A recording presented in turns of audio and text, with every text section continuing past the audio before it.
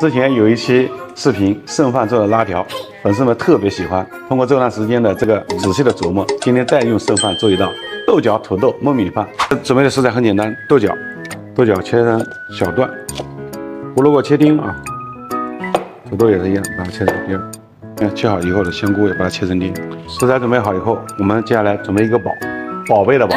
我们这个锅烧好以后，加入这个猪油啊，因为全是素的，没有这荤的也不好吃。油烧热以后，我们同样一样加一点点姜末，加一点点蒜末。我们先把这个豆角倒下去，胡萝卜跟那个土豆一起。香菇我们等下放，因为香菇稍微炒一下就熟了。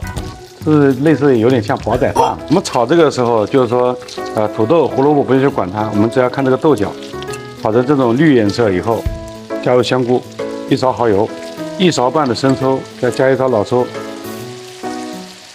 还有我们加点水，盖上锅盖。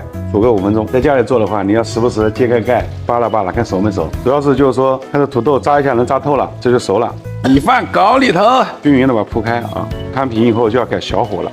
这个时候我们已经成功一半了，记住了，这时候要加盖，利用这个砂锅的这个余热，把这米饭焖热了，大概焖个2、3分钟就可以了。我们看一下冒热气上顶了，感觉一下熟，米饭热了就可以了，拌一下。这一碗米饭，哇塞！充分拌匀以后，不要着急吃，少一丢丢胡椒粉，盖上盖子，再焖个2分钟。